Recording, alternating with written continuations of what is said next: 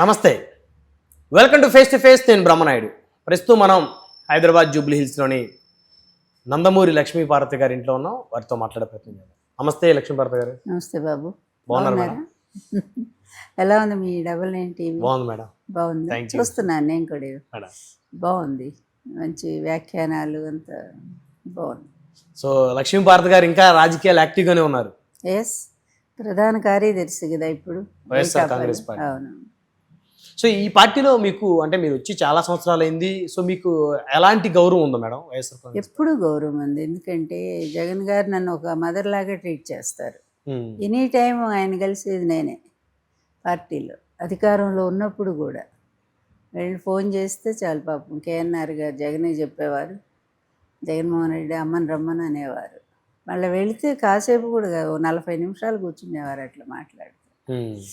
అంత ప్రేమ అబ్బాయి, చాలా మంచివాడయ్యా. ఎంత ఉత్తముడో మాకు తెలిసి 10 ఏళ్ళ నుంచి అబ్బాయితోనే మేము ఉన్నాము. పాపం అమాయకత్వం ఉంది, అతి మంచిదనం. ఎవరైనా కొంచెం బాధ చెప్తే చాలు కరిగిపోతాడు. అతను ఇప్పుడు కదా స్వభావం, బాల్యం నుంచి ఉంది ఆయనలో. ఎందుకంటే అప్పట్లో నేను విన్నాను, నేను ఇప్పుడు కలవలేదు కానీ వాళ్ళ నాన్నగారు ముఖ్యమంత్రి కాక ముందు నుంచి కూడా అసలు వాళ్ళ ఫ్యామిలీయే ఒక ఫేమస్. వాళ్ళ తాతగారు రాజారెడ్డి గారు ఒక హాస్పిటల్ కట్టించారు పులివెందుల్లో. అది ఈయన ఎంబీబీఎస్ చదివించి రూపాయి డాక్టర్గా, ఈయన పెద్ద పేరు రాజశేఖర రెడ్డి గారు. ఆ హాస్పిటల్ అంటే వాళ్ళ డబ్బులతో ఒక హాస్పిటల్ కట్టించి పేదవాళ్ళకి ఎంత ఉచితంగా అప్పటి నుంచి కూడా వాళ్ళు సర్వీస్ చేస్తున్నారో చూడండి. ఆ కుటుంబంతో ఒక సర్వీస్ మైండ్, అలాంటి మంచి ఫ్యామిలీ. మరి చంద్రబాబు ఫ్యామిలీతో నో కంపారిజన్ అనుకోండి. అసలు అంత దరిద్రపు కుటుంబం ఇదైతే అంత మంచి కుటుంబం వాళ్ళది. మేడం, ఎన్టీ రామారావు గారు ముఖ్యమంత్రిగా ఉన్న సమయంలో ఎప్పుడైనా రాజశేఖర రెడ్డి గారు ఎన్టీ రామారావు గారిని కలిసిన సందర్భాలు ఎప్పుడైనా ఉన్నాయా మేడం? అంటే నేను వచ్చిన తర్వాత ఫోన్లో 1-2 సార్లు మాట్లాడారు నాకు తెలుసు రాజశేఖర రెడ్డి గారు. అప్పుడేదో ఎమ్మెల్యేల అడ్జస్ట్మెంట్ కోసం. ఆయన ఎంత మంచివాడంటే రాజశేఖర రెడ్డి గారు, తనను నమ్ముకున్న ఎవరికి అన్యాయం జరగనిచ్చేవాడు కాదు. వాళ్ళకి ఏదో విధంగా అతను న్యాయం చేయడానికి తపన పడేవాడు. అప్పుడు కాంగ్రెస్ పార్టీ నుంచి మా పార్టీలోకి 2 వచ్చారు, అతను అనుయాయులే అనుకుంటాను. టీడీపీలోకి వచ్చారు. వీరారెడ్డి సంథింగ్, ఇప్పుడు నాకు అంత శివారెడ్డి ఏదో పేర్లు ఉన్నాయి. రాయలసీమ వచ్చింది ఎమ్మెల్యే. రాయలసీమ ఓకే. వచ్చినప్పుడు వాళ్ళ కోసం కూడా ఆయన ఎన్టీఆర్ గారికి ఫోన్ చేసి మీరు వాళ్ళకి సీట్లు ఇవ్వండి, పాప మంచి వాళ్ళు అని చెప్పాడు ఆయన. అంటే ఎక్కడున్నా తన వాళ్ళని ఎలా కాపాడుకుంటాడో చూడండి ఆయన. అసలు అంత మంచివాడు. బాగానే ఉండి ఎన్టీఆర్ సినిమాలు బాగా చూసేవారట ఆయన రాజశేఖర రెడ్డి గారు. ఇక్కడ వచ్చేసరికి నటుడిగా ఎన్టీఆర్ గారికి అన్ని పార్టీల్లో అభిమానులు ఉన్నారు. ఎందుకంటే కోట్ల విజయభాస్కర్ రెడ్డి గారు కూడా ఎన్టీఆర్కి అభిమాని. వీళ్ళిద్దరు మంచి మిత్రులు కూడా. ఆయన కాంగ్రెస్ పార్టీ అయినప్పటికీ ఆయన ముఖ్యమంత్రి ఎన్నోసార్లు చేశారు. ఎన్టీఆర్ గారు వీళ్ళిద్దరూ కూడా చాలా మంచి మిత్రులు, కోట్లను ఎన్టీఆర్ గారు. మీరు అలాగే అప్పట్లో కూడా కాంగ్రెస్ లో నూకలు వచ్చిన రామచంద్రారెడ్డి, తర్వాత ఈయన కాసు బ్రహ్మానంద రెడ్డి, కాసు బ్రహ్మానంద రెడ్డి గారు అయితే ఇంకా అసలు ఎన్టీఆర్ గారు ఇంటికి వాళ్ళ కొడుకులాగానే పోతుండేవారంట. అంత కొడుకు అంత కాకపోయినా సమయ వయసేమో ఆ రోజుల్లో, నాకు అంత అవగాహన లేదు. అంత ఫ్రీక్వెంట్గా పోతుండేవారు, అడిగి పనులు చేయించుకునే అంత చనువు ఉండేది అనమాట. మేడం, ఇప్పుడు మీరు ఎన్టీ రామారావు గారు చనిపోయిన తర్వాత ఎప్పుడన్నా ఏదన్నా సందర్భంలో రాజశేఖర రెడ్డి గారిని కలిసారా మీరు? ఒకసారి ఏంటి, నేను దాదాపుగా 3-4 సార్లు కలిశాను. ఒకసారి ఏమో ఇక్కడ చంద్రబాబు ముఖ్యమంత్రి అయిన తర్వాత ఆయన జలదీక్ష అని ఒకటి పెట్టారు కడపలో. ఓకే. కడపలోనే పెట్టారు రాజశేఖర రెడ్డి గారు. దానికి అన్ని పార్టీలను పిలిచారు, నన్ను కూడా పిలిచారు. అప్పుడు ఏమి లక్షల జనం అంటే అసలు పెద్ద సభ జరిగింది. ఆ సభలో మా అమ్మాయి మా ఆడపడుచని ఆయన పరిచయం చేశారు. అప్పటి నుంచి నేను నాకు నిజంగా ఒక సొంత అన్నలాగా భావించాను రాజశేఖర రెడ్డి. అంత అప్యాయంగా మా అమ్మాయి అని అట్లా ప్రజలకు పరిచయం చేస్తే చప్పట్లు. అలాగే ఆ రోజు నా స్పీచ్ కూడా ఎదిరిపోయింది, అంత బాగా. ఒకసారి మీరు ఒక సందర్భంలో మాట్లాడుతూ బాలకృష్ణ గారి కేసు ఇష్యూ మీద రాజశేఖర రెడ్డి గారిని కలిసాను అన్నారు, అది నిజమా మేడం? వాస్తవం. ఆ ఫోటోలు కూడా బయటకు వచ్చినాయిగా, నేను కలిసి మాట్లాడినవి కూడా. ఉమ్, నాతో పాటు ఎవరో ఉన్నారు అప్పుడు, ఇప్పుడు అంత గుర్తు రావట్లేదు. వచ్చాయి ఈ మధ్య సోషల్ మీడియాలో కూడా వచ్చినాయి ఆ ఫోటోలు. వాస్తవమయ్య, అందులో అబద్ధం ఏముంది. ఎందుకంటే నాకు బాలకృష్ణ అంటే బాగా అభిమానం. ఉమ్, చాలా, అబ్బాయి కూడా నేనంటే చాలా చాలా అభిమానం ఉండేది. అయితే దురదృష్టం రాజకీయాలు విడదీసినాయి, అది వేరే విషయం. ఉమ్, కానీ అభిమానాలు ఎక్కడికి పోతాయి? అవును. ప్రేమలు అనేది మనసులో ఉంటాయి కదా.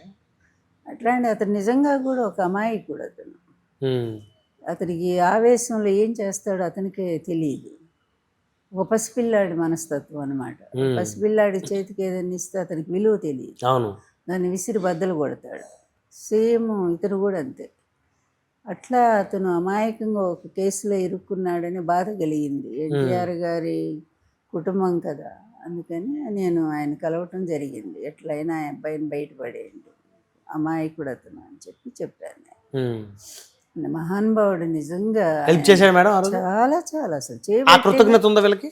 అస్సలు లేదుగా, ఆ, అస్సలు లేదు. అదే చంద్రబాబు నాయుడు టైంలో జరిగి ఉంటే, బాలకృష్ణ ఆ పని చేసి ఉంటే, అటెంప్ట్ మర్డర్ కేసులు అయ్యి అసలు జైల్లో పెట్టించేవాడు చంద్రబాబు. అవునా? 100%. అదే మేడం, సొంత బావ 100%. ఎందుకంటే అతనికి ఏం అడ్డం లేకుండా, అప్పటికి వియ్యంకుడు కాలేదు కదా. కాలేదు. అవును. అందువల్ల తనకు అడ్డం లేకుండా చూసుకుంటాడు చంద్రబాబు స్వార్థ రాజకీయాలు.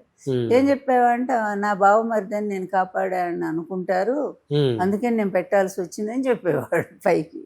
ఉమ్, అంత నీచుడు, అంత స్వార్థపరుడు. తన స్వార్థము, తన కుటుంబము తప్ప అతనికి ఇక ఎవ్వరికి అతను న్యాయం చేయలేదు ఈ మేడం, మీకు ప్రపంచంలో. బాలకృష్ణ గారికి మంత్రి పదవి ఇవ్వలేదని ఇప్పుడు అనిపించిందా? ఆయన 3సారి ఎమ్మెల్యే కదా. అసలు పార్టీయే అతందయ్యా. ఆ. అసలు తెలుగుదేశం పార్టీయే అతని తండ్రిది, అతంది. కానీ మేడం, ఈ రోజు ఆ పార్టీని కాపాడుతుంది చంద్రబాబు నాయుడు గారు. ఏం కాపాడటమయ్యా ఇది? ఇంత హీనమైన స్థితిలోన అట్లాంటి పార్టీ ఉంటే ఏంటి, లేకపోతే ఏంటి?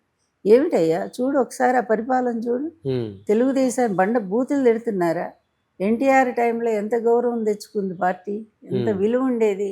తెలుగుదేశం పార్టీ అంటే నేషనల్ వైజ్గా గౌరవించారు కదా.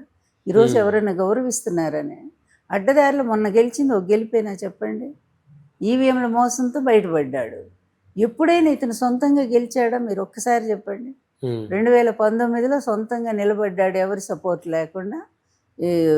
పూర్తిగా ఓడిపోయాడు, 23 సీట్లతో ఓడిపోయాడు ఉమ్, కదా. అది అతని బలం. ఉమ్, అందువల్ల ఎప్పుడు బీజేపీ ఇతనికి సాయం చేస్తూనే ఉంది. 99లో కానీ, మొన్న 2024 ఎలక్షన్స్ కానీ, వాళ్ళ అలాగే పవన్ కళ్యాణ్ వీళ్ళందరి హెల్ప్తో బయట అంటే ఏం బయటపడలేదు. మొన్న కూడా మోసంతోనే బయటపడ్డారు.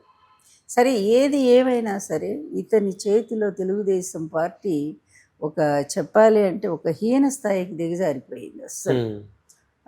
ఈ ప్రతి ఒక్కళ్ళ కాళ్ళ ముందు పెట్టాడుగా తీసుకుపోయి పార్టీని. ఏ కాంగ్రెస్ పార్టీకి వ్యతిరేకంగా తెలుగుదేశం పార్టీ ఎన్టీఆర్ స్థాపించారో అదే కాంగ్రెస్ కాళ్ళ ముందు పెట్టాడా లేదా రాహుల్ గాంధీ? 2018 తెలంగాణ ఎన్నికలప్పుడు దేశం కోసం కలిసి అన్నారు. దేశం ముందు రాష్ట్రాన్ని ఉద్ధరించలేదు కానీ దేశాన్ని ఉద్ధరించడం ఆయన మహానుభావుడు బయలుదేరాడు. అందువలన తన చెప్పాను కదా, తన అధికారం కోసం, తన స్వార్థం కోసం ఎంత నీచానికైనా దిగజారే వ్యక్తి చంద్రబాబు నాయుడు. అది మనం కళ్ళ ముందే చూస్తున్నాం. 2 ఎకరాలతో వచ్చిన పెద్ద మనిషి 6 లక్షల కోట్ల రూపాయలు ఈరోజు సంపాదించాడు. 6 లక్షల కోట్ల 6 లక్షల కోట్లు. ధైర్యం ఉంటే ఈ కేంద్ర ప్రభుత్వాన్ని మరి ఒక విచారణ కమిటీని వేయమని చెప్పు. ధైర్యం ఉంటే నిజంగా. అతన్ని నేనేసాను కదా కేసు. నేనేంటి 20 మంది 20 సార్లు అతని మీద కేసులు, ప్రతిసారి తప్పించుకుంటాడు. అసలు కేసు విచారణకే రానేడు, తన వాళ్ళని పెట్టుకుంటాడు. అన్నిట్లో సిబిఐలో అతని వాళ్ళు ఉన్నారు, ఏసీబీ సరే రాష్ట్రానికి సంబంధించింది కదా, అట్లాగే ఈడీలో అతని వాళ్ళు ఉన్నారు. ఇక అసలు అతని వాళ్ళు లేని ప్లేస్ లేదు. ఇక జడ్జీలు అయితే చెప్పేదే లేదు. అవునా? అమరావతిలో 25 మంది జడ్జీలకు స్థలాలు ఉన్నాయంటే ఏంటయ్యా? ఇది న్యాయ వ్యవస్థని మనం నిలదీసి అడగాల్సిన ప్రశ్న కదా ఇది. అసలు ఎందుకు ఇలా జరుగుతోంది? అలాగే రమణ కూతుళ్ళకేంటి, రమణకేంటి? అమరావతిలో ఎన్ని భూములు ఉన్నాయి, ఎన్ని కోట్లు సంపాదించాడు ఆయన? లక్ష్మీభారతి గారు, ఎన్టీ రామారావు గారి సతీమణిగా రాష్ట్ర రాజకీయాల్లో మీకంటూ ఒక గుర్తింపు తెచ్చుకున్నారు. కానీ ఇప్పుడు ఆ వైభవం లేదు అనేటువంటి ఆలోచన ఎప్పుడన్నా మీకు మనసులో తడుతుందా మేడం? నాకు ఒక్కటే తృప్తి, నేనేం చేసినా నా భర్త కోసం చేస్తున్నాననే ఒక ఆనందం, తృప్తి ఎప్పుడూ ఉంటుంది నాకు. ఇక నా వ్యక్తిగత జీవితం నేను కోల్పోయాను, ఆయనతో పాటు సమాధి అయిపోయింది చెప్పాలంటే. నా ఆనందం అన్నీ పోయినాయి. అయినా సరే నా భర్త నాకు ఒక ఆశయాన్ని ఇచ్చిపోయారు. ఎందుకంటే ఆయన ఆస్తుల్ని కొడుకులు పంచుకున్నారు, ఆయన అధికారాన్ని అల్లుళ్ళు పంచుకున్నారు. నాకు లేదని కదా, నాకు ఒక ఇల్లు ఇచ్చారు, దాంతో అలాగే తోట ఒకటి ఇచ్చారు, ఫామ్ హౌస్, ఈ 2 ఉన్నాయి నాకు చాలు. అదే డబ్బులు లేక నేను అది అమ్మేసుకున్నాను ఇల్లు. అప్పట్లోనే అమ్మేశాను నేను. దానివల్లే బతుకుతున్నాను నిజం చెప్పాను. నీకు అంతకుమించి నాకేం ఆస్తులు లేవు మరి. కానీ ఎన్ని వేల కోట్ల ఆస్తులు పిల్లలకు పంచారు కదా మేడం. మీరు ఆస్తులు లేవంటున్నారు, మీరు అడిగితే ఎన్టీ రామారావు గారికి సన్నిహితంగా ఉండి మీరు కూడా కొంతమందిని రాజకీయాల్లో ఎంకరేజ్ చేసిన వాళ్ళు పెద్ద పెద్ద నాయకులు అయ్యారు, 100,000 కోట్లు పడగలెత్తారు. వాళ్ళు ఎప్పుడు కూడా మీరు ఎలా ఉన్నారు, ఉన్నారా, తిన్నారా అని ఎప్పుడు చూడలేదా వాళ్ళు? పొరపాటును కూడా ఒక్కసారి కూడా ఫోన్ చేస్తే చంద్రబాబుకి ఎక్కడ కోపం వస్తుందో అని భయం. ఇప్పుడు ఒక్కటి, ఏ పార్టీలో ఉన్నా ఎక్కడ ఉన్నా విశ్వాసం ఒకటి ఉండాలి కదా. రాజకీయ నాయకుల్లో ఆ విశ్వాసం లేకనే, అందుకనే విశ్వాసం లేని కుక్కల్లాగా మిగిలిపోతున్నారు చాలామంది. కొంతమందికి ఉంటుంది, కొంతమంది జీవితం ఇంత సాయం చేస్తే జీవితం అంతా గుర్తుపెట్టుకునే వాళ్ళు కొంతమంది ఉంటారు, మహానుభావులు. వాళ్ళు ఉత్తమ జాతి. ఇంక ఇలాంటి జాతిని మనం ఏమనాలో చెప్పడానికి అధమ జాతి అంటాం దాన్ని కూడా. అందువల్ల వాళ్ళ గురించి నేను అసలు ఒక్క నిమిషం కూడా ఆలోచించను. నేను ఎవరి ముందు కూడా చేయి చాపి దేబరించను. నా మనస్తత్వం కూడా అదే. నా భర్త నాకు చాలా పౌరుషాన్ని ఇచ్చాడు, చాలా ఆత్మాభిమానాన్ని ఇచ్చాడు. ఆయన ఒకటే చెప్పారు, ఎవరి ముందు కన్నీళ్లతో దేబరించుకు నువ్వు, ఆ రోజు నువ్వు ఎన్టీఆర్ భార్యగా చచ్చిపోయినట్టు అన్నారు. చాలు, నా మాట ఒక్కటి అలా ఉండిపోయారు. అస్సలు ఇంతవరకు ఎవరినైనా నా జీవితంలో ఒక్క రూపాయి నేను అవినీతిలో సంపాదించలేదు. ఇంత గర్వంగా నేను నిలబడ్డానంటే అదొకటి. లేకపోతే చంద్రబాబు నాయుడు ఏనాడు నా ఇదిగో ఆమె అక్కడ సంపాదించింది సంపాదించిందని నన్ను జైల్లో జైల్లో పెట్టించి అడ్డు తొలగించుకునేవాడు.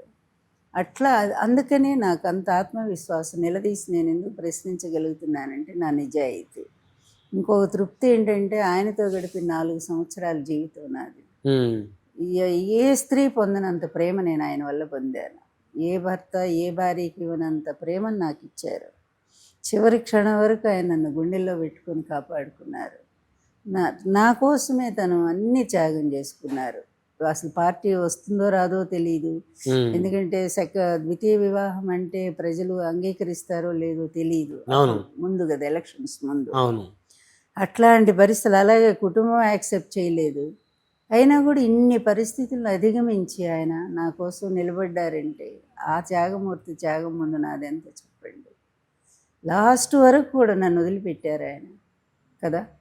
ఇన్ని గొడవలు వచ్చినాయి, ఇన్ని చేశారు. మీ భార్యను వదిలిపెట్టేయండి, మీ అధికారం ఇస్తామని కబురు చేశారు. అవునా? ఎవరు మరి ఎన్ని జరిగినాయి? వాళ్ళే, చంద్రబాబు వర్గం వాళ్ళే. మిమ్మల్ని నన్ను పంపించేస్తే మీ అధికారం మీకు ఇస్తామని కబురు చేశారు ఆయన.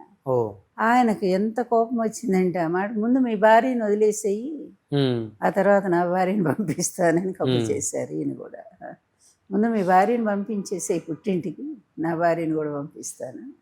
అయినా నువ్వు ఇచ్చేది ఏంటి? అధికారం నాది కదా, నేను సంపాదించుకుంది కదా, పార్టీ నాది, గెలుపు నాది, ప్రభుత్వం నాది. నువ్వు అడ్డదారిలో ఈ విధంగా మోసం చేసి లాక్కున్నావు ఎమ్మెల్యేని. అట్లా నువ్వు నా మీద ఆంక్షలు పెట్టడం ఏంటి? సింహం ఎప్పుడు కూడా పచ్చిగడ్డి తినదు. అవును, సింహం తలెత్తుకొని జీవిస్తుంది. నేను కూడా సింహం లాంటి వాడిని అని చెప్పిన. దట్ ఈజ్ ఎన్టీఆర్ అండి. ఎన్టీఆర్ వ్యక్తిత్వం ఎంతమందికి తెలుసు? ఇలాంటి కునారు చెప్పాలంటే ఇది ఒక కుబ్జా జాతి. కుబ్జా అంటే మరుగుజ్జు జాతి. ఇది ఆయన వ్యక్తిత్వం ఉంది. ఆయన మేరు పర్వతం అంత అయితే ఇది ఒక మరగుజ్జు జాతి వీళ్ళంతా కూడా, ఇప్పుడున్న తెలుగుదేశం అంతా. మీకు ఒక ఇన్ఫర్మేషన్ తెలిసిందా? నీరుకొండ దగ్గర ఎన్టీ రామారావు గారి 600 అడుగుల విగ్రహం కట్టాలని చంద్రబాబు నాయుడు గారు అనుకుంటున్నారు. అవును, ఇప్పుడు ఆయన దాదాపు ఇప్పుడు 4వ ముఖ్యమంత్రి ఆయన. 4వ మరి 40 ఏళ్ల రాజకీయ జీవితం అయింది. 96 నుంచి ముఖ్యమంత్రి, మధ్యలో 10 ఏళ్ళు పోయితే మరి ఎప్పుడు ఎందుకు ఎన్టీఆర్ గారి కోసం ఏం చేశాడు మరి చెప్పాలి ఆయనకి. ఆయన 600 అడుగుల విగ్రహం, కృష్ణా జిల్లాకి ఎన్టీఆర్ గారి పేరు మన పార్టీగా అన్నటువంటి వ్యక్తి అసలు సంబంధం లేదు, కుటుంబానికి సంబంధం లేదు, పార్టీకి సంబంధం లేదు. ఇంకా చెప్పండి, రాజకీయ ప్రత్యర్థి ఒక రకంగా రాజకీయ ప్రత్యర్థి. అవును, కాంగ్రెస్ పార్టీ నుంచి అవును, వాళ్ళ నాన్న కాంగ్రెస్ పార్టీయే కదా, అవును, ఆయన వేరే పార్టీ పెట్టుకున్నారు. అయినా అసలు సంబంధం లేనటువంటి అబ్బాయి, ఆ అబ్బాయి జిల్లాకు పేరు పెడితే మీరు ఎంత ఏడ్చారు ఆ రోజు. నానా హంగామా చేశారు, గొడవ చేశారు. మీ టైంలో ఎందుకు చేయలే? క్రెడిట్ ఆయన ఖాతాలో వెళ్తుంది. మీ టైంలో ఎందుకు చేయలే అసలు? ఆలోచన. ఎన్టీఆర్ అంటే చంద్రబాబుకి ఏనాడు ఇష్టం లేదు. అవును, ఏనాడు నేను చెప్పడం కాదు, నెహ్రూ గారు ఏబిఎన్ ఇంటర్వ్యూలో, ఏబిఎన్కి ఇచ్చిన ఇంటర్వ్యూ మీరు ఒకసారి చూడండి, జరుగుతుంది కదా, ఎంత భయంకరంగా తిట్టాడో ఎన్టీఆర్ గారిని, చంద్రబాబు అని ఆయనే స్వయంగా చెప్పాడు కదా. ఎప్పుడు అంతే, చంద్రబాబు నాయుడికి ఎన్టీఆర్ అంటే ఇష్టం లేదు. అందుకని అంత నిర్దయిగా చెప్పాలంటే, అంత వయసులో 74 ఏళ్ల వయసులో చెప్పులేయించి కనీసం పశ్చాత్తాపం ఎప్పుడన్నా ప్రకటించాడా? పోనీ చెప్పండి. ఎవరో వేశారు అనుకుందాం, ఆయన అనుచరులు, ఆయన ఎమ్మెల్యేలు, ఆయన సపోర్ట్ చేసే ఎమ్మెల్యేలు ఎన్టీఆర్ మీద వేశారు అనుకుందాం. మరి నువ్వు ఒక్కసారైనా పశ్చాత్తాపం, అయ్యో అలా ఎలా జరిగింది, మా మామగారి మీద వేస్తారా అని చెప్పి అతను ఖండన చెయ్యాలి కదా. చెయ్యాలి. అవును కదా. అంటే నువ్వేయించినట్టేగా, నువ్వే వేసి ఆయన అవమానం, అంటే అవమానంతో ఆయన చనిపోవాలని కదా. ఆ రోజు బాగా బాధపడి ఉంటారు కదా మేడం. బాధ ఏంటి, అదేగా ఆయన చివరి క్షణం వరకు ఎంత అల్లాడిపోయారో మాకు తెలుసు. అది ఆయన పరువుకు ప్రాణం ఇచ్చే మనిషి. అన్నిటినీ మించి బ్యాంకు ఖాతాలు, ఎన్టీఆర్ బ్యాంకు ఖాతాలన్నిటి మీద స్టే తీసుకొచ్చి స్తంభింపజేస్తే ఎవరి మనసు, ఎవరి గుండె నిలబడుతుందయ్యా? 17వ తారీఖు అదే కదా జరిగింది, ఆగస్టు 17. బ్యాంకు ఖాతాల మీద స్టే ఆర్డర్ తెచ్చి ఈయన రూపాయి కూడా వాడుకోకూడదు అని చెప్తే 6-7 గంటల్లో ఆయన చనిపోయారు, హార్ట్ అటాక్ వచ్చి. అవన్నీ ఒక్కసారి తలుచుకొని ఎంత మరి, who is the killer, who is the murderer? Madam ఇంత ఓపెన్, నీకు కత్తులు పెట్టి పొడవాల్సిన పని లేదు, తుపాకీలతో కాల్చాల్సిన పని లేదు. మానసికంగా అందులో పౌరుషం ఉన్నటువంటి వ్యక్తి ఎన్టీఆర్. ఒక రారాజులో బ్రతికిన వ్యక్తి. సినీ రంగంలో కానీ రాజకీయ రంగంలో కానీ అందరూ ఆయన ఫాలో అయ్యారు తప్ప ఆయన ఎవరిని ఫాలో అవ్వాలి. అలాంటి వ్యక్తిని మానసికంగా కుంగదీసి ఈ కుటుంబం అంతా దారుణంగా చంపేసి. మేడం ఎన్టీ రామారావు గారు చనిపోయిన తర్వాత ఆయన గుర్తులే ఉన్నాయి మీ దగ్గర ఉన్నాయి మేడం? ఆయన చేతికి ఉన్న ఉంగరాలు కానీ, లేకపోతే ఆయన మెడలో వేసుకున్న దండలు కానీ? కొన్ని ఉన్నాయి. ఆయన గొలుసులో చాలా నగలు పోగొట్టుకున్నాను నేను అదే టైంలో. నాకు లాకర్లు తెలీదు, నాకు బయట ప్రపంచం తక్కువ, నాకు చదువు తప్ప నాకు లౌకిక జ్ఞానం లేదు. అందువల్ల అసలు ఎప్పుడు ఆయనకి షాడోలాగా ఉన్నాను కదా, నీడలాగా. సడన్గా ఆయన చనిపోయేసరికి ఇంట్లో వస్తువు లేదు, ఎక్కడ పెట్టుకోవాలో కూడా నాకు పక్క దుఃఖం, తీరని బాధలో ఉన్నాను నేను. ఒంటరిదాన్ని అయిపోయాను నేను. ఎవరున్నారు నాకు అప్పుడు ఆ టైంలో? అందువల్ల ఏం చేయాలో తెలియక తెలిసిన వాళ్ళ ఇంట్లో పెట్టాము నగలన్నీ. డాక్టర్ అనిల్ అని, జయభూషణ్ నరసింహం వాళ్ళ ఇంట్లో పెడితే నగలన్నీ వాళ్ళుగా చేశారు. ఏమన్నారు మేడం? దాంట్లో ఎన్టీఆర్ గారి నగలు చాలా పోయినాయి. మాకు ఇవ్వలేదన్నారు. ఏం చేయాలి? అందులో మనకి గవర్నమెంట్ మనుషుల రాక్షసులు ఎలాంటి ప్రపంచం, ఎలాంటి ప్రపంచాన్ని చూస్తూ అంతవరకు ఏమి తెలియని ఏదంటారు, కళ్ళ ముందు అన్ని మోసాలు చూశారు మీరు. ఒక లెక్చరర్గా అమాయకంగా నర్సరావుపేటకు ఉద్యోగం చేసుకుంటూ బ్రతికిన నేను ఆ స్టూడెంట్స్ మధ్య హ్యాపీగా ఇంత కుట్రల ప్రపంచంలోకి ఒక్కసారిగా విసిరేయబడ్డా చెప్పాలంటే ఈ పెళ్లితో. మేడం ఇప్పుడు నష్టపడి వెళ్తుంటారా? లేటెస్ట్గా ఎప్పుడు వెళ్ళారు మేడం? లేటెస్ట్ అంటే ఇప్పుడు ఏం వెళ్ళలేదు, 3 ఏళ్ళు 4 ఏళ్ళు అయింది. ఒకసారి ఏదన్నా ఎక్కడైనా ఫంక్షన్స్ అట్లా పిలిస్తే వెళ్తా ఉంటాను. గుర్తుందా మేడం ఆ రోజు మీరు లెక్చరర్ జీవితం, మీ స్టూడెంట్స్? చాలా చాలా మా స్టూడెంట్స్ కలుస్తుంటారు అప్పుడప్పుడు. ఓకే. ఇప్పటికీ కూడా నా స్టూడెంట్స్ అంతా బాగా అభిమానించేవాళ్ళు నన్ను, చాలా ఇష్టం నేనండి. అమెరికాలో కూడా ఉన్నారు. ఒకసారి అమెరికా వెళ్ళినప్పుడు వాళ్ళు ఉన్న చోటికి తీసుకెళ్లారు, చాలా ఫెలిస్ట్రేషన్ చేసి పంపించారు. ఉన్నారు అక్కడక్కడ, ఇప్పుడు తెనాల్లో ఉన్నారు, ఇంకొక అక్కడక్కడ ఉన్నారు మా స్టూడెంట్స్. టచ్లో ఉంటుంటారు. బాగానే చాలా మంది ఇంజనీర్లు అయ్యారు, డాక్టర్లు అయ్యారు, వ్యాపారస్తులు అయ్యారు. పబ్లిక్లో కొన్ని అపోహలు ఉన్నాయి. ఎన్టీ రామారావు గారు చనిపోయిన తర్వాత ఆయన సంబంధించిన కొన్ని నగలు కానీ లేదా కొన్ని డబ్బులు కానీ మీ దగ్గర మీరు మోహన్ బాబు గారికి ఇచ్చారని, తర్వాత మోహన్ బాబు గారు అవి ఇవ్వలేదని వాటిలో అదే ఇది ఎద్దీనిందంటే కట్టేసి దున్నపోతని ఎద్దీనిందంటే దూడను కట్టేయమన్నాడు. అట్లా ఉంటుంది. అసలు మోహన్ బాబు ఎప్పుడు మాతో డిఫర్ అయ్యి వెళ్ళిపోయాడు. అందరికీ ఓపెన్ తెలిసిన చరిత్రే కదా. అతను కూడా వైస్రాయ్ హోటల్లో చంద్రబాబుతో కలిసిపోయాడు కదా ఫస్ట్లోనే. అవును, అసలు కుట్రకల్లా శ్రీకారం చంద్రబాబు మోహన్ బాబే కదా. అవునా? మరి అదే కదా మేము చెప్పేది. అదే మోహన్ బాబు గారు అప్పుడు రాజ్యసభ ఉన్నాడా మేడం? రాజ్యసభ తీసుకున్నాడు. మా దగ్గర మా వదినమ్మ, మా అన్నయ్య, మా సీతారాములు అనుకుంటా రోజు దండం పెట్టేవాడు. మీ దగ్గర పవర్ ఉంది కాబట్టి యాక్షన్ అంతా బాగానే చేసేవాడు. అతని రియల్ యాక్షన్ చేసేవాడా? రియల్ యాక్షన్ లాగా చేసేవాడు. అంత చేసి తీరా ఎన్టీఆర్కి వెన్నుపోటు వచ్చే సమయానికి అటు చేరిపోయాడు. సార్ ఫోన్ చేయలేదు ఎన్టీ రామారావు గారు? చేయలే. ఈయన ఏంటి నువ్వు ఇట్లా చేసావు? ఆయన చీచి అసలు ఎవరిని కూడా తల వంచడయ్యా. ఆయన ఎవరిని నాకు సపోర్ట్ చేయవని అడగల, అస్సలు పొరపాటుని కూడా అడగలేదు. అడిగితే బాగుండేదేమో అని అనిపించలేదు? లేదు. అందుకే కదా వైస్రాయ్ హోటల్కి వెళ్ళి తన ఎమ్మెల్యేలకు ఒకసారి అసలు ఏం జరిగిందని పిలుద్దామని వెళ్ళారు. ఆయన వెళితే చెప్పులేసి అవమానించి వెనక్కి పంపారు. అంటే ఎంత కుట్రే కదా. ఇంకా ఆయన లోపలికి రాకుండా చెయ్యాలని ఎమ్మెల్యేలు ఆయన గెలిస్తే వచ్చేస్తారు. అవును, ఆయన చూసి ఎవరు ఆగలేరు, వచ్చేస్తారు. అవును. అందుకని కలవనేయకుండా చేయటానికి చెప్పులేశారు. అన్నీ కుట్రలే. చంద్రబాబు అంటేనే ఓ కుట్రల కోణం. చంద్రబాబు అంటేనే ఓ మాయల ఫకీరు. అయితే మోహన్ బాబు గారు కూడా చాలా సందర్భాల్లో మా అన్న ఎన్టీ రామారావు గారని మాట్లాడుతూ ఉంటారు కదా. దరిద్రం ఇవన్నీ నాటకాలు, ఈ డ్రామాలు మనకు వద్దుగానే చంద్రబాబుతో చేయగలిపాడు. ఆ రోజు వైస్రాయ్ హోటల్కి వెళ్ళిపోయాడు, అక్కడే ఉన్నాడు అతనితోనే. తర్వాత అతనే మళ్ళీ ధర్నా చేశాడు చంద్రబాబుకి అగెనిస్ట్గా. నా హెరిటేజ్ ఫుడ్లో నా చేత పెట్టుబడులు పెట్టించి నన్ను ఇవ్వకుండా బయటికి నెట్టేశాడని చెప్పి. అయితే కరెక్ట్. అవన్నీ లాక్కున్నాడు. అందరూ అయ్యి ఎమ్మెల్యేలు చాలా మంది చేత పెట్టించాడు. మొత్తం తీసుకెళ్ళి భువనేశ్వరం డైరెక్ట్ చేసి పెట్టేసి. మిమ్మల్ని ఎప్పుడు కలవలేదు మేడం మోహన్ బాబు గారు? తర్వాత రామారావు గారు చనిపోయిన తర్వాత ఆల్మోస్ట్ కలవలేదు. మేము ఏదైనా ఫంక్షన్లో అట్లా ఎదురు పట్టాం తప్ప. నమస్తే పెడతాడు మేడం? మళ్ళీ ఎదురు పెడితే అబ్బో మా వదినమ్మ అంటే వచ్చి దగ్గరకు వచ్చి అంత గౌరవంగా మీరు ఇంటికి రావాలి, తప్పకుండా రావాలి అని చెప్తాడు. అలాగే అతని మీద ఏదో విమర్శ వచ్చింది, ఇట్లాగే సొమ్ములు మా ఇంట్లో తీసుకెళ్ళి. అవును. వచ్చినప్పుడు నాకు ఫోన్ చేసి వదినమ్మ మీరైనా చెప్పండి కొంచెం నేను తీసుకున్నానా మీరు అని. నేనైతే చెప్పాను, నాకు శత్రువైనా సరే నేను ఎప్పుడు అబద్ధం చెప్పాను. నేను ఫస్ట్ నుంచి అదే చెప్పాను. అతను ఏనాడు మా ఇంట్లో ₹1 తీసుకోలేదు. అతను అసలు మాతో లేడు. అతను వైస్రాయ్ హోటల్లో వాళ్ళతో పాటు వెళ్ళిపోయాడు. వెళ్ళిపోవడం అందుకనే ఎన్టీఆర్ చనిపోయినప్పుడు వస్తే చెప్పులు తీసుకొట్టారు మోహన్ బాబుని. మీరు చిన్నపిల్లలు, మీకు ఇంకా అంత ఐడియా లేదు. జయప్రదను మోహన్ బాబుని ఇద్దరిని కొట్టారు చెప్పులు తీసుకొని. అందువల్ల అతను ఇంట్లో తీసుకున్నాడంటే అబద్ధం. డాక్టర్ అనిల్గా చేశాడు. అలాగే పార్టీలో బాబురావు అని, గద్దె బాబురావు, మా డబ్బు తీసుకొని అతను ఇవ్వలేదు. గద్దె బాబురావు అట్లా ఒకళ్ళిద్దరు మోసం చేశారు. నగలైతే వీళ్ళు మోసం చేశారు. మేడం పరిటాల రవి గారు, కోడెల శివప్రసాద్ గారు, గోరంట్ల బుచ్చయ్య చౌదరి గారు, దేవినేని నెహ్రూ గారు వీళ్ళందరూ మీతోనే ఉన్నారు కదా. అతను కోడెలు ఎందుకుంటాడు? మా కోడెలు ఒక ఆ సమయంలో కోడెలు అసలు అతనే కదా మెయిన్ కుట్రదారుడు.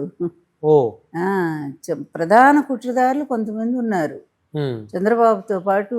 అశోక్ గజపతిరాజు ఒకడు, దేవేంద్ర గౌడ్. అందుకనే కదా పార్టీ నుంచి 5గురిని సస్పెండ్ చేశారు ఎన్టీఆర్ గారు. 5గురిని మినిస్టర్లు. దేవేంద్ర గౌడ్, అలాగే ఇతను మాధవరెడ్డి చనిపోయాడు, ఎలిమినేట్ మాధవరెడ్డి. మరి వీళ్ళంతా గ్రూపు కదా. అశోక్ గజపతిరాజు, కోట విద్యాధర్రావు అని ఉన్నాడు కదా. అట్లా వీళ్ళు ప్రధాన గ్రూపుగా ఉండేవాళ్ళు. వాళ్ళు చేసే మొత్తం వాళ్ళతో 30 మంది ఎమ్మెల్యేలు ఉండేవాళ్ళు. పరిటాల రవి గారు, దేవినేని నెహ్రూ గారు వాళ్ళు మాతోనే ఉన్నారు లాస్ట్ వరకు కూడా. లాస్ట్ వెళుతూ కూడా నాకు చెప్పే వెళ్ళారు గౌరవంగా. ఎందుకంటే అంత వేధిస్తూ ఉన్నాడు వాళ్ళని అతను. వాళ్ళ మీదకి వాళ్ళ సెక్యూరిటీని విత్డ్రా చేయించాడు పరిటాల రవిది. పాపం అతని ప్రాణాలకు ముప్పు ఉంది కదా. అవును. అది తెలిసి కూడా కావాలని చేయించాడు. ఉమ్. ఇక గత్యంతరం లేక ఆయన తెలుగుదేశం పార్టీలోకి వెళ్ళిపోయాడు. అదేవిధంగా నెహ్రూకైతే అసలు ఇష్టం లేదు చంద్రబాబు పోవటం, అవును. అందుకని కాంగ్రెస్లోకి వెళ్ళిపోయాడు. అవును, నాకు కాంగ్రెస్ చెప్పే వెళ్ళారు వాళ్ళిద్దరూ. వాళ్ళకి ఇక నెహ్రూ ఆయనకి రామారావు గారిని ఇట్లా చేశారు అనేటువంటి బాధ చివరి వరకు. చాలా చాలా బాధ వీళ్ళిద్దరికీ ఉండేది లాస్ట్ వరకు కూడా. ఉమ్. ఫ్యాక్షనిస్టు అయినా కూడా పరిటాల రవిలో చాలా మంచితనం కూడా ఉందయ్యా. మమ్మల్ని ఎంతో గౌరవించాడు అతను, బాగా అండగా నిలబడేవాడు మాకు ఏ సమస్య వచ్చినా కూడా. అతను నేను అనుకోవటం అతన్ని ఆ విధంగా తయారు చేసింది చంద్రబాబే అనుకుంటా నేను. ఉమ్. అతని ప్రత్యర్థులందరి మీద ఉసిగొల్పింది చంద్రబాబే అనుకుంటున్నాను నేనైతే మాత్రం. ఒరిజినల్గా అయితే అట్లా ఉండడు అసలు రవి. ఎప్పుడన్నా వాళ్ళ కుటుంబ సభ్యులు రవి గారు వాళ్ళ వైఫ్ ఎప్పుడు కలిసారు? లేదులే, ఒక్కసారి ఏదో ఫంక్షన్లో కలిసాం సునీత నేను. బాగానే వాళ్ళ ఇంట్లో చాలా పెద్ద ఫోటో మా ఇద్దరిది ఉండేది. అవునా? చాలా పెద్ద ఫోటో మా ఇద్దరిది. నేను అదే అడిగేమ్మా, నా ఫోటో తీసేసావా అన్న. అదేంటమ్మా ఎందుకు తీస్తాము అని అంది. తీసే ఉంటావులే నువ్వు. మరి ఇప్పుడు చంద్రబాబు గారితో ఉన్నారు కదా, తీసేసి ఉంటావులే అన్నా. కానీ మీ బలాన్ని పూర్తిగా బలహీనం చేశారు. ఇప్పుడు మన వ్యక్తిత్వాన్ని ఎవరు తీసేయలేరు నాకు తెలిసి. అలాగే మన ఆత్మవిశ్వాసాన్ని ఎవరు సడలించలేరు. మన చుట్టూ ఎన్ని రకాలైన ఆపదలు ఎదురైనా, ఎన్ని సమస్యలు చుట్టుముట్టినా ఒక్కటయ్యా, నేను ఎప్పుడు అధికారంలో లేరు. ఇది ఒకటి కరెక్ట్. అందువల్ల నాకు అధికారం పోయిందేముంది? అవును. నా భర్త అధికారం ఆయన సంపాదించుకున్నాడు, ఆయన అధికారాన్ని తొలగించారు మీరు, ఆయన మరణానికి కారకులయ్యారు. దానికి నేను 4 ఏళ్ల దాంపత్య జీవితానికి నా భర్త ఆ గౌరవం కోసం నేను ఇప్పటికి కూడా 30 ఏళ్ళుగా నేను పోరాటం చేస్తూనే ఉన్నాను. ఎక్కడ నేనేం వెనకడుగు వేయలేదు, ఒక్క తప్పటడుగు వేయలేదు. మీరు ఎన్ని రకాల ఆరోపణలు చేసినా అన్నిటికీ తట్టుకొని నేను నిలబడగలిగాను. అందువలన నేను ఎన్టీఆర్ వైఫ్ అనే పదానికి ఒక గౌరవాన్ని, చివరి వరకు ఎన్టీఆర్ గారి వైఫ్ అనేటువంటి ఆ పదం చాలనుకున్నా నేను ఎప్పుడూ కూడా భారీగా. ఎందుకంటే అటువంటి మహానుభావుడికి ఇల్లాలి స్థానం దొరుకుతుందా? ఎంతమంది పూజలు చేస్తుంటారు ఆయన భార్య కావాలని. అది నాకు దక్కింది అదృష్టం. ఏ జన్మలో చేసుకున్న ఎన్నాళ్ళు ఉన్నామని కాదు, అంతే కదా మేడం. అది ఎన్ని జన్మలకి అనుబంధం ముడిపడిపోయింది అనేది కదా ఇంపార్టెంట్. ఇప్పుడు కుటుంబంలో అందరు కలిసినట్టున్నారు కదా మేడం, నందమూరి కుటుంబంలో. వీళ్ళు దగ్గుపాటి పురంధేశ్వరి గారు, వాళ్ళ భర్త చంద్రబాబు గారు, వీళ్ళందరూ కూడా కలిసిపోయారు కదా మేడం రీసెంట్గా. ఎంతకంటే పచ్చి అవకాశవాదం అనాలి దాన్నే చెప్పాలి అంటే. ఎవరిది? ఇప్పుడు ఎవరైతే ఆత్మఘోష ఏదో రిలీజ్ చేసి చంద్రబాబు భయంకరంగా వాళ్లే కదా. అలాగే పుస్తకం రాసి అసలు చంద్రబాబు నానా తిట్లు తిట్టింది వాళ్లే కదా.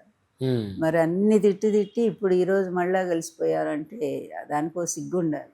పోయి గంటలు వాకిట్లో కూర్చుంటే తలుపు కూడా తీయనటువంటి అవమానం చేశారు ఈ 3 పెళ్ళాలి చంద్రబాబు అతను భార్య. అవునా? మరి సొంత చెల్లెలే కదా, ఆయన అంత అవమానించి పంపారే ఒకనాడు. ఎప్పుడు మేడం అది? అప్పుడే 90 ఎందుకు మొదట్లోనే 40 మంది ఎమ్మెల్యేలు ఇతని పక్కనుంటే డాక్టర్ వెంకటేశ్వరరావు లాక్కొని వెళ్ళారు ఇంటికి వచ్చి, తీసుకొని వెళ్ళాడు కదా వైస్రాయ్కి. మళ్ళా DCM ఇస్తానని కదా, డిప్యూటీ సీఎం ఇస్తానని చెప్పి, కానీ ఇవ్వకుండా అలాగే ఉంచేసేసరికి అతను మళ్ళీ తిరిగి ఎన్టీఆర్ దగ్గరికి వచ్చేసాడుగా. అప్పుడే మోసం చేశాడుగా అతనికి, డిప్యూటీ సీఎం ఇవ్వలేదు కదా. ఇంకా అప్పటి నుంచి కక్షగట్టి భార్యాభర్తలు తర్వాత మళ్ళీ ఒకసారి ప్రయత్నం చేశారు సీటు కోసం ఏదో తెలుగుదేశంలో చేస్తే అసలు కనీసం తలుపు కూడా తీయలేవు ఆయన. కాంగ్రెస్లోకి వెళ్ళిపోయారు. అప్పుడు కాంగ్రెస్లోకి వెళ్ళారు. ఇక అది చరిత్ర. ఈరోజు ఏదో వాళ్ళ కొడుకు కోసం మళ్ళీ తెలుగుదేశం పార్టీలో పరచూరులో ఏదో టికెట్ నెక్స్ట్ ఇప్పించుకోవాలని ఏదో ప్రయత్నం చేశారు. 2029లో దగ్గుపాటి వెంకటేశ్వర గారి కొడుకు హితేష్ చెంచురామయ్య పేరు కదా, అదే ఆయన పేరే, వాళ్ళ తాతగారి పేరే పెట్టారు. ఆయన సీట్ కోసం అయితే మీరు అనేది 2029 100%. అంటే ఆల్రెడీ అక్కడ 3 సార్లు చేసిన ఎమ్మెల్యే ఉన్నాడు కదా మేడం. ఇక అవన్నీ మనకు అనవసరం. అయినా వీళ్ళు ప్లాన్ అయితే అదంటారు, కొడుకుని తెచ్చుకోవాలనేది ఎవరికైనా ఉంటది కదా, కొడుకు మీద ప్రేమ. మేడం జూనియర్ ఎన్టీఆర్ గారు మీతో ఎలా ఉంటారు మేడం? అప్పుడు బాగానే ఉన్నాడు, నాయనమ్మ అంటూ అంతే. ఇప్పుడు ఎవరితో ఎవరికి నాకైతే నేను అసలు ఆ, ఎవరి కోసం నేను ఎదురు చూడలేదు కూడా. నా భర్తకి అంత అన్యాయం జరిగినప్పుడు వీళ్ళు ఎవరు రాలేదుగా. అవును. హరికృష్ణతో సహా అందరూ కలిసేగా చేశారు, మోసం చేశారు కదా, ఆయన వెన్నుపోటు పొడిచారు కదా. అందువల్ల ఇంకా ఆ కుటుంబాలే నాకు అనవసరం ఇంక వాళ్ళతో. ఇవి జూనియర్ ఎన్టీఆర్ గారు భవిష్యత్తులో తెలుగుదేశంలోకి వస్తారు అని మీరు ఏమైనా ఊహించగలుగుతారా? అవన్నీ కూడా నేను అస్సలు ఊహించను. ఎందుకంటే అతను ఓ పిరికివాడు నా దృష్టిలో. ఎవరు? జూనియర్ ఎన్టీఆర్. అదేంటి మేడం అంత మాట? 100% ఒక పిరికివాడు. లేకపోతే ఇంత తెలుగుదేశం పార్టీని ఘోరంగా నారా వాళ్ళు సొంతం చేసుకుంటా ఉంటే, మీలో మీ తాతగారి రక్తం ఉంటే, ఆ పౌరుషం ఉంటే వచ్చి ఎదిరించలేరా? నిలదీసి అడగలేరా? ప్రజల తరపు నిలబడి చేస్తున్న అన్యాయాల మీద గట్టిగా మాట్లాడలేరా మీరు? ఒక్కసారన్నా వచ్చారా బయటికి? వారసులు మీరేగా కదా.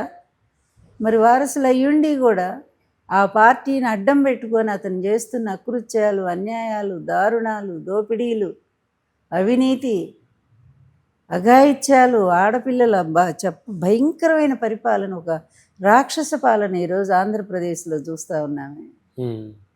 మరి ఏ ఒక్క రోజన్నా మాట్లాడారా మీరు? అందుకే మీరు పిరికివాడు నా దృష్టిలో. ఇంకా కుటుంబంలో ఎవరు చంద్రబాబు గారిని ఆదరించి లేరంటారు? లేరు. మరి ఇప్పటికైతే నాకు కనపట్లేదు. భవిష్యత్తులో జూనియర్ ఎన్టీఆర్ గారు వస్తారేమో అని అందరూ అనుకుంటున్నారు. ఏమో, నాకు ఆ భవిష్యత్తు కళలు అనేది నాకు ఎప్పుడు ఇష్టం ఉండదు. నేను ఎప్పుడు ప్రజెంట్లోనే ఉంటాను. మేడం, కూటమి పరిపాలన ఆంధ్రప్రదేశ్లో డిప్యూటీ సీఎంగా పవన్ కళ్యాణ్ గారి మీద మీ అభిప్రాయం ఏంటి మేడం? ఆయన అసలు ఒక పొలిటీషియన్గానే నేను గుర్తించలేదు చెప్పాలండి. ఆయన పొలిటీషియన్ కాదు. ఆయన చంద్రబాబు కోసం పార్టీ పెట్టారు, అది అందరికీ తెలుసు. ఆయన సొంతంగా పార్టీ పెట్టాలని కూడా అనుకోలే. చంద్రబాబు ఎంకరేజ్ చేసి పార్టీ పెట్టించాడు తన అవసరం కోసం. తర్వాత ఆయనకున్న పేరు ఉంది, సినిమా యాక్టర్గా మంచి పేరు ఉంది కనుక ఆ కాపు వర్గంని ఆ ఓట్ల కోసం ఆయన చేతిలో పెట్టుకుంటూ వచ్చాడు. లేకపోతే ఆయన సిద్ధాంతాలు మొదటి నుంచి ఇప్పటి వరకు పరిశీలిస్తే ఎంత హాస్యాస్పదంగా ఉంటాయో మీరే ఒకసారి చూడండి. చదువుకున్న ప్రతి ఒక్కళ్ళు నవ్వుకుంటారు తప్ప పవన్ కళ్యాణ్ అంటే ఎవరు అతనికి ఒక వ్యక్తిత్వం ఉందని కానీ, అతనికి ఒక సిద్ధాంతం ఉందని కానీ, లేదు కనీసం ఒక భవిష్యత్తు ఆలోచన ఉందని కానీ ఎవ్వరు అనుకోరు. చంద్రబాబు చేతిలో ఒక కీలు బొమ్మలాగా మారిపోయిన పవన్ గారి గురించి ఎంత తక్కువ మాట్లాడితే అంత మంచి. అంటే మేడం, ఆయన చాలా మందికి దాన ధర్మాలు చేశాడు. సో మీకు ఎప్పుడు కనపడలేదా ఆయనలో మంచితనం?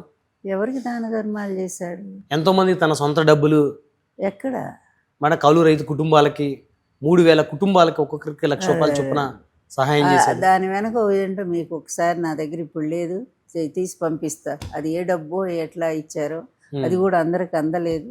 సరేలే, ఇలాంటి షోలు కొన్ని జరుగుతాయి కానీ అది వేస్ట్. కానీ వాటిని గురించి మాట్లాడటం ఎందుకంటే నిజమైన లీడర్ ఎప్పుడు కూడా ఆత్మాభిమానం కలిగి ఉండాలి. అదేవిధంగా తను నమ్ముకున్నటువంటి వాళ్ళ కోసం ఎంత దూరమైనా పోగలిగి ఉండాలి. మరి నీ పార్టీ వాళ్ళు మొన్న జరిగిన హత్య ఒక్కటే మనం తీసుకుందాము. తిరుపతి కాళహస్తిలో జరిగినటువంటి వాళ్ళ ఎన్ఆర్ఐ దంపతులు నిన్ను నమ్ముకొని అమెరికాలో ఉద్యోగాలు మంచి ఉద్యోగాలు, ఇద్దరు కూడా సాఫ్ట్వేర్ ఇంజనీర్లు కదా, అవి వదులుకొని వచ్చారు కదా. వచ్చినప్పుడు నువ్వు బాగానే ఆదరించావు, మొదట్లో బాగానే ఉంది. తర్వాత సీటు ఇవ్వలేనని చెప్పావు. ఆ తర్వాత అతను తెలుగుదేశం పార్టీ అతను ఒక భయంకరమైన కుట్ర చేస్తే వాళ్ళు నీ దృష్టికి 2 సార్లు తీసుకొస్తే నువ్వేం చేయాలా? వెంటనే అది నువ్వు ఓపెన్గా ఖండించి ఉంటే ఈరోజు ఇంత జరిగి వాళ్ళు హంతకులుగా నిలబడేవాళ్ళు కాదు కదా. అంటే మాట్లాడి చంద్రబాబు గారితో మాట్లాడి యాక్షన్ తీసుకుంటారు. ఎన్నాళ్ళు? 3 నెలలు మాట్లాడతారా? 3 నెలలుగా మాట్లాడతారా? ఈలోపు వాడు చేయాల్సిన అకృత్యాలు వాడు చేస్తానే ఉన్నాడు కదా, నమ్మి వాడిని చేరదీసినందుకు డ్రైవరు.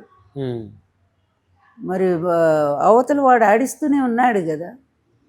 అలాంటి ఇంజనీరింగ్ చదివినటువంటి వాళ్ళు ఈరోజు దారుణంగా జైలు జీవితం గడుపుతున్నారే, ఎవరి వల్ల? నీ వల్ల కదా. నీకేం బాధ్యత లేదా వాళ్ళ పట్ల అసలు?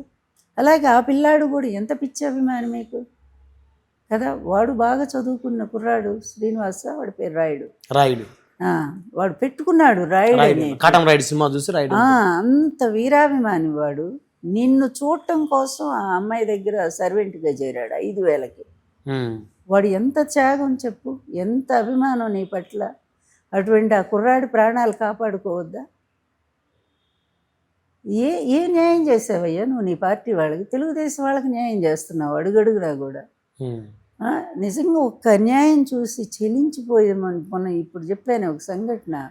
ఒక పిల్లని నువ్వు ఎప్పుడో సుగాలి సుగాలి అని చంద్రబాబు టైంలో జరిగితే జగన్మోహన్ రెడ్డి టైంలో గొడవ చేసావు నువ్వు.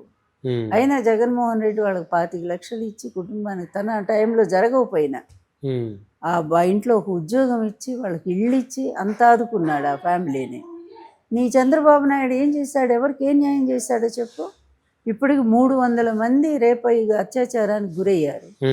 కొంతమంది చంపేశారు మీ తెలుగుదేశం గూండాలు, జనసేన గూండాలు. అలాగే 14 మంది తెలుగుదేశం గూండాలు ఓ పిల్లని అన్యాయంగా చేసి గర్భవతిని చేశారు. రేపు ఆ బిడ్డకి తల్లి ఎవరు? ఆ పిల్లకి 13 ఏళ్ళు, 9వ క్లాస్ చదువుకునే పిల్ల. ఆ పిల్లే చిన్న పిల్ల, ఒకళ్ళు కాపాడుకోవాల్సిన పిల్ల ఇంకొక బిడ్డకి జన్మనిస్తే ఏంటి అసలు? ఇన్ని దారుణాలు కళ్ళ ముందు జరుగుతూ ఉంటే ఏమి నాయకుడయ్యా? సిగ్గుందా నీకు అసలు? ఎందుకు రాజకీయాల్లోకి వస్తారు మీరంతా కూడా? వచ్చి ఎవరిని నాశనం చేయటానికి కులం అనే అడ్డం పెట్టుకొని ఆ పేరు పెట్టుకొని ఎంతమంది కుటుంబాలు నాశనం చేస్తారు? ఇటువంటి అవినీతి పరుడికి, ఒక అన్యాయం చేసే ఎదవకి మీరు ఈ విధంగా సపోర్ట్ చేస్తూ ఉంటే మిమ్మల్ని జనం ఏమనుకుంటారు? ఒక్కరోజు నువ్వు నిలదీయలేవా? నీకు స్పెషల్ ఫ్లైట్లా? ప్రజానాయకులకి ఎక్కడికక్కడే స్పెషల్ ఫ్లైట్లా? ఏం జీవితం ఇది? భోగాలు అనుభవించడానిక అధికారం అనేది? ప్రజల్లో కలిసి వాళ్ళ కష్టసుఖాలు తెలుసుకోవడం కోసం అల్లాడిపోతున్నారే రైతులు. ఒకనాడు ఏదో రైతులు ఉద్ధరిస్తామని పోయావుగా, అమరావతి రైతులు మరి ఏది ఇప్పటి వరకు వాళ్ళకి ఏమి న్యాయం జరగలేదుగా. ఇప్పుడు నిలబడి వాళ్ళ తరపున ఏదో ఒక్క ఇష్యూ తీసుకో. రేపు నువ్వు ఎంత పెద్ద లీడర్ అవుతావో ఆలోచించు. ఒక్క ఇష్యూ మీద నువ్వు నిలబడు. ఏదో డీసీఎం ఉంటే ఎంత, పోతే ఎంత. ఆఫ్టర్ ఆల్ అది నీ ముందు నువ్వు ఒకప్పుడు ఎంత పెద్ద హీరోవి కదా. దానికి వచ్చిన అభిమానం కంటే దీనికి వస్తాయా నీకేమన్నా? డబ్బులు వస్తాయి, లేకపోతే నీకు ఇట్లాంటి స్పెషల్ ఫ్లైట్లు వస్తాయి. చంద్రబాబు గారి దగ్గర నుంచి బయటకు వస్తే మంచిది అంటారు. 100%. నేను అనేది అదే, ఒక నిజమైన లీడర్షిప్ ఉండాలి అంటే ప్రజలతో మమేకం అవ్వండి, ప్రజా సమస్యల్లో తలదూర్చండి, ప్రజల కోసం నిలబడి గొంతెత్తి నిలదీయండి. అప్పుడు నువ్వు లీడర్ అవుతావు. కానీ జీ హుజూర్ అంటూ ఎప్పుడన్నా చంద్రబాబుకు అవసరం అయితే జగన్ తిట్టడానికి పనికి వస్తున్నావు. ఇదేగా నీ పాత్ర. మరి జగన్మోహన్ రెడ్డి గారికి, పవన్ కళ్యాణ్ గారికి తేడా చెప్తారా? జగన్ ఎక్కడ, పవన్ కళ్యాణ్ ఎక్కడయ్యా? నక్కకి నాగలోకానికి ఉన్నంత తేడా. మరి జగన్ ఓడించాడు కదా మేడం. ఏమోడు అయ్యదేమడా, జగన్ నిన్ను అధహపాతాలకు తొక్కేస్తా అన్నాడు. చంద్రబాబు నాయుడుతో కలిశాడు, బీజేపీని కలుపుకున్నాడు. ఆల్రెడీ సుప్రీంకోర్టులో ఆ కేసు ఉంది, అది ఇంకా తొందరలోనే వస్తుంది బయటికి. ఎట్లా గెలిచారు, ఎవరు భాగవతం అంతా ఆల్రెడీ వచ్చింది. కొంత మార్చినట్టున్నారు, ఎస్ఓయూలో చేశారు. అందువల్ల ఏంటంటే ఈ గెలుపు వాళ్ళు గెలిచింది కాదు. కానీ జగన్ ఎక్కడయ్యా? జగన్ లీడర్. జగన్ లీడర్, ప్రజలు తయారు చేసుకునే లీడర్. అతను వారసత్వంగా తండ్రి గుణాలన్నీ పుణికిపుచ్చుకున్నాడు. ధైర్యంగా అక్రమ కేసులు పెట్టి అన్యాయంగా జగన్ని 16 నెలలు జైల్లో పెట్టించాడు చంద్రబాబు. అయినా ఇంకొకళ్ళైతే ఎప్పుడో పారిపోయారు. ఒక్కరోజు ఉండమనండి పవన్ కళ్యాణ్ గారిని, ఒక్కరోజు ఉండమనండి జైల్లో, తెలిసి వస్తుంది ఆ బాధ ఏంటనేది. అలాంటి వాడి మీద అనవసరమైన కసి, ద్వేషం ఎందుకయ్యా నీకు? అబ్బాయి వ్యక్తిగతంగా నీకు ఎప్పుడన్నా అపకారం చేశాడా? నీ తల్లిని తిట్టింది ఎవరు? తెలుగుదేశం వాళ్ళు. అలాగే నీ పనికి మాలిన ఏదో తిట్టాడు బాలకృష్ణ, నిన్ను చాలా ఈసడించి మాట్లాడారు. నీ కులాన్నో ఏమో మరి విమల్నో. మరి వాళ్ళ చేత అన్ని అవమానాలు పొంది మళ్ళీ వాళ్ళ దగ్గరే చేరినటువంటి నీ వ్యక్తిత్వం గొప్పదా? నమ్మిన సిద్ధాంతం కోసం, ఈ జనం కోసం చావటానికి కూడా సిద్ధపడి జనంలో తిరుగుతున్న జగన్ గొప్పవాడా? రాష్ట్రం కోసం, రాష్ట్ర ప్రయోజనాల కోసం, రాష్ట్ర భవిష్యత్తు కోసం మేము కూటమి కలిసామని చెప్పేసి అంటున్నారు. పోనీ అది ఒక్కసారి చర్చకి రమ్మనండి ఎవరితోనైనా. ఆయన రాష్ట్ర ప్రయోజనాలు ఎవరి వల్ల ఉద్ధరించబడ్డాయో, ఎవరి హయాంలో ఆర్బీకేలు వచ్చాయో, ఎవరి హయాంలో నాడు నేడు స్కూళ్ళు వచ్చాయో, ఎవరి హయాంలో ప్రైవేట్ స్కూల్స్ అధికారం తగ్గి గవర్నమెంట్ స్కూల్స్కి ప్రాధాన్యత పెరిగిందో, ఎవరి హయాంలో విచ్చలవిడిగా లిక్కర్ వ్యాపారాలన్నీ కూడా తీసేయబడి కేవలం ప్రభుత్వం ద్వారానే వ్యాపారం నిర్వహించబడుతూ ప్రజలకి సంక్షేమ పథకాలు అందించిందో దాని మీద వచ్చే ఆదాయంతో, ఎవరి హయాంలో పారదర్శకంగా ఒక్క చిన్న ఇది ఏది కరప్షన్ లేకుండా డైరెక్ట్ ప్రజలకి ఖాతాల్లోకి సొమ్ము వేయబడిందో, ఎవరి హయాంలో 40 లక్షల కోట్ల రూపాయలు పరిశ్రమలు వచ్చాయో రండి మరి ఒక్కసారి కంపేర్ చేద్దాం. ఏంటి ఈ ప్రభుత్వం, ఇది ఒక రెడ్ బుక్ రాజ్యాంగం అని వాడు తలా తోక లేనివాడు కొడుకుని అడ్డం వాడు వచ్చి వాడికి ఏదో పెద్ద ఊహించుకుంటూ తనకు తను పెద్ద లీడర్ని అనుకుంటా ఇష్టం వచ్చినట్టుగా ఈరోజు ప్రతిపక్ష నేతల్ని జైలు పంపించడం, కొట్టించడం, చంపించడం, ఇదా దీన్న సపోర్ట్ చేసేది? నారా లోకేష్ గారిని ఒకప్పుడు పవన్ బాబు గారు ఒక్క మాట అడుగుతున్నా నేను, దీన్ని మీరు సపోర్ట్ చేస్తున్నారా చెప్పండి. 300 మంది ఆడపిల్లల మీద అత్యాచారాలు జరిగి దీన్ని సపోర్ట్ చేస్తున్నారా? ఒక్కడిని కూడా ఇంతవరకు శిక్షించలేదు, దీన్ని సపోర్ట్ చేస్తున్నారా? రైతులంతా రోడ్డు మీదకి వచ్చి చేసుకుపోతుంది. కరెక్ట్, ఎప్పుడో చేస్తుంది, మళ్ళీ జగన్ వచ్చాక చేస్తుంది. జగన్ వచ్చాక మళ్ళీ చట్టం తన పని అప్పుడు చక్కగా. నారా లోకేష్ గారు అంటే జగన్మోహన్ రెడ్డి గారికి అత్యంత సన్నిహితులు, అందరూ భయపడలేదా? ఎవరు భయమా? మా పార్టీలో ఆడపిల్ల కూడా భయపడదే అసలు. ఈ తెలుగుదేశం ఆఫ్టర్ ఆల్ లోకేష్, ఈయన చూసి భయపడటమా?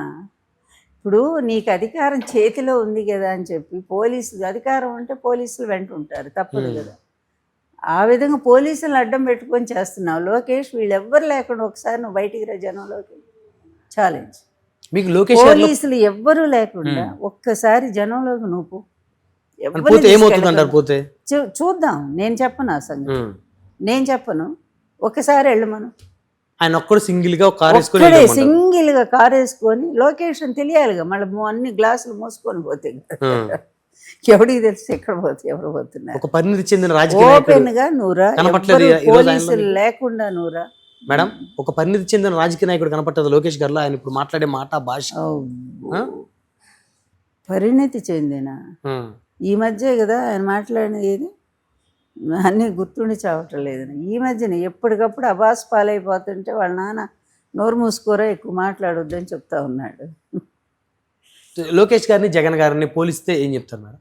చీ, నేను అసలు ఎప్పటికీ పోల్చను. నేను జగన్ని ఎవరితో పోల్చను. ఎందుకంటే ఎవరైనా గొప్ప పరిపాలన అందించిన నాయకుడు ఉంటే వాళ్ళతో నేను పోలుస్తాను.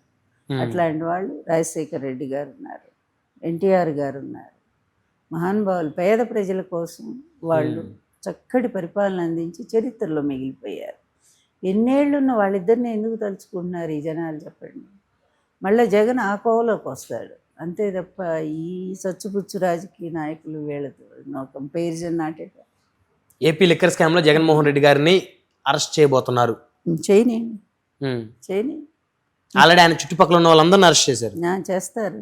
ఒక్క ఆధారం ఇంతవరకు చూపించలేదు. అంటే సిట్టు ఆధారాలు సిట్ అంటే ఎవరిదయ్యా? సిట్ అంటే సిట్టే, స్టాండ్ అంటే స్టాండే. అంటే మీరు నమ్మట్లేదా జగన్మోహన్ రెడ్డి గారు తప్పు చేశారంటే? అస్సలు ఇంపాసిబుల్. ఇప్పుడు ఒక్కటే అయ్యా, నీకు ప్రైవేట్ సంస్థలకు ఇచ్చింది ఎవరు? చంద్రబాబు నాయుడు. ప్రైవేట్ సంస్థలు లిక్కర్ అమ్ముకొని గవర్నమెంట్ ఆదాయానికి గండి కొట్టింది ఎవరు? చంద్రబాబు నాయుడు. ఇప్పుడు కాదు, నేను వేసిన కేసులో కూడా ఉంది కదా ఇతను లిక్కర్ కేసు ఒకటి. అప్పుడు 96 నుంచి ఇదే కేసు.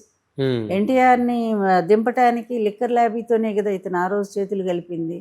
అప్పటి నుంచి వాళ్ళతో అనుబంధం అతను కొనసాగుతూనే ఉంది కదా.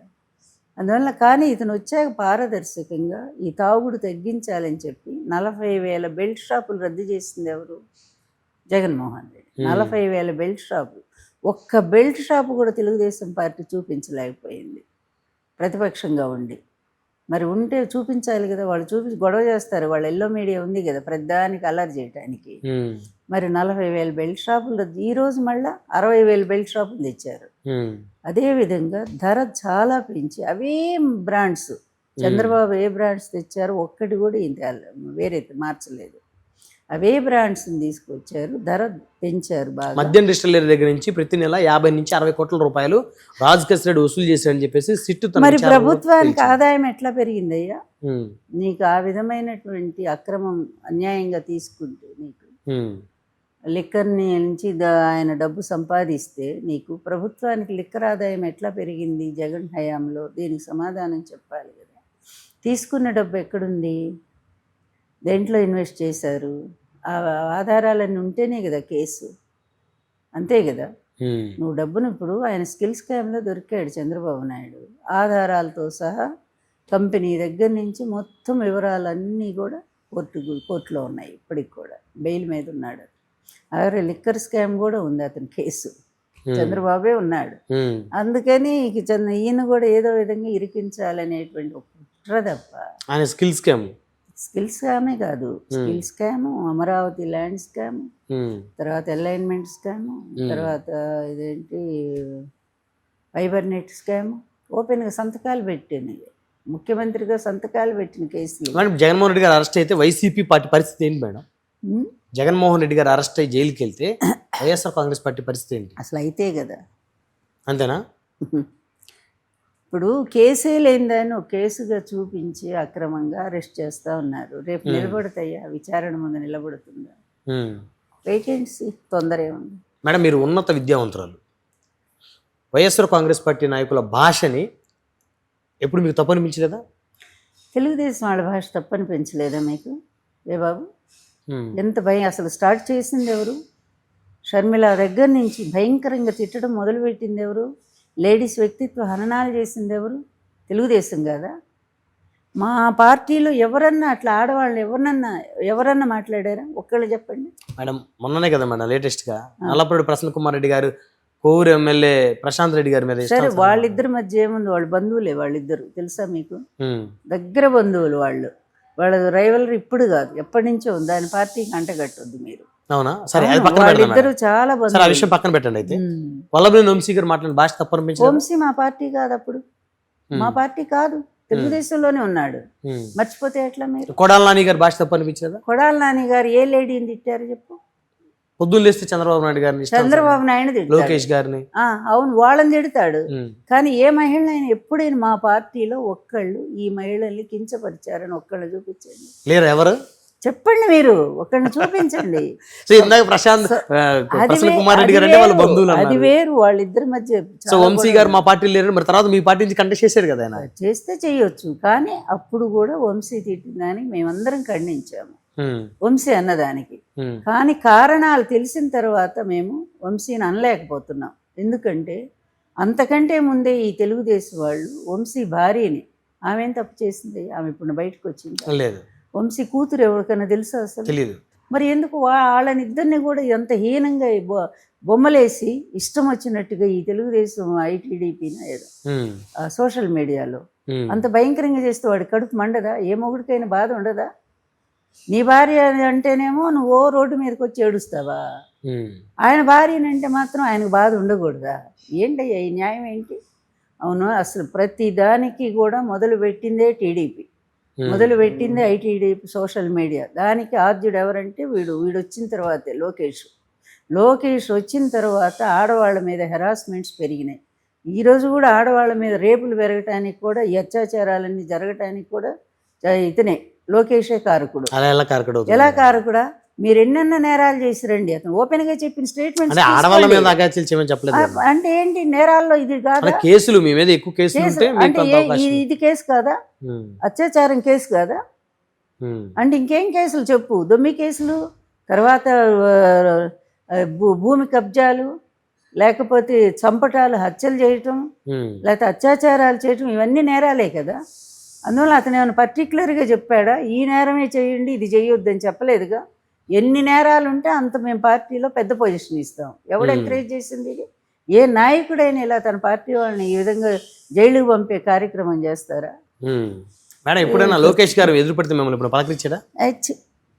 పడ్డా నేను ఆ మొహం కూడా చూడను అసలు. ఎప్పుడు చిన్నప్పుడు నీచ స్వభావం నేను ఇంతవరకు. తండ్రి అంటే తండ్రిని మించిన నీచ స్వభావం కాదు మేడం. చిన్నప్పుడు ఎప్పుడు కూడా అమ్మమ్మ అని ఎప్పుడు ఒకసారి కూడా పిల్లలేదు? లేదు, అతను ఎప్పుడు కలవలేదు, మా ఇంటికి రాలేదు అసలు. అతను ఎప్పుడు రాలేదు, అంటే సార్ దగ్గరికి కూడా ఎప్పుడు రాలే. మా పెళ్ళయ్యాక నేను చూడలేదు అతను ఎప్పుడు మా ఇంట్లో. చివరిగా మేడం, వైఎస్ఆర్ కాంగ్రెస్ పార్టీ అధికారంలోకి వస్తున్న నమ్మకం ఉందా మీకు? నమ్మకం ఏంటి? మేము చెప్పక్కర్లా, వెళ్ళండి జనంలోకి వెళ్ళండి, మీకు జనమే చెప్తారు. మేమేం చెప్పక్కర్లా. ఇప్పుడు ఎలక్షన్ పెట్టమనండి చాలు. లక్ష్మీభారతి గారి జీవితంతో ఇక వైఎస్ఆర్ కాంగ్రెస్ పార్టీతో రాజకీయ జీవితం అంతే అయ్యా. నాకు ఎందుకంటే నేను తెలుగుదేశం పార్టీలో పుట్టాను, అందులోనే పెరిగాను. మరి ఒక ముఖ్యమంత్రి వారికి ఎన్నో గౌరవాలు అందుకున్నాను, సన్మానాలు అందుకున్నాను. అలాంటి తెలుగుదేశం పార్టీ నా భర్తను ఘోరంగా అవమానం చేసింది, ప్రాణం తీసింది. నా మీద వెయ్యిరాని నిందలన్నేసి నన్ను రోడ్డు మీద పడేసింది. అందువల్ల ఏమీ తెలియని, ఏమీ లేనటువంటి జగన్మోహన్ రెడ్డి గారు నన్ను హక్కును చేర్చుకొని అమ్మలాగా ఆదరించారు, గౌరవించారు, పార్టీలో ఉన్నతమైన పదవి ఇచ్చారు. అదేవిధంగా తన ప్రభుత్వం రాగానే 2 కార్పొరేషన్స్, 2 అకాడమీలకి చైర్పర్సన్ చేసి క్యాబినెట్ హోదా ఇచ్చి నాకు 2.5 లక్షల జీతం ఇచ్చి ఇంత గౌరవం ఇచ్చినటువంటి వాళ్ళకి ఎప్పుడైనా మనం విశ్వాసఘాతకం చేయొచ్చా? సో విశ్వాసంగా ఉంటారు లక్ష్మీభారతి గారు. 100%. ఏమంటారు మేడం, బాబు అని పిలుస్తారా? జగన్ గారిని ఏమని పిలుస్తారు? బాబు అని అంటా. నేను ముఖ్యమంత్రిగా ఉన్నప్పుడు కూడా బాబు అని మిమ్మల్ని ఏమని పిలుస్తాడు? అమ్మ అంటాడు. అమ్మ అని అంత మంచి పిల్లాడయ్యా, పిల్లాడు చాలా. God bless. అంతే, ఆయన భగవంతుడు రక్షించాలి. ధన్యవాదాలు మేడం. మంచి పరిపాలన రావాలి. మరి ఇది చూశారు కదా, తన రాజకీయ జీవితం అంతా కూడా వైఎస్ఆర్ కాంగ్రెస్ పార్టీతోనే ముడిపడిందని, రానున్న రోజుల్లో వైసీపీ అధికారంలోకి వస్తుందని ధీమా వ్యక్తం చేస్తున్నారు వైఎస్ఆర్ కాంగ్రెస్ పార్టీ నాయకురాలు నందమూరి లక్ష్మీభారతి గారు.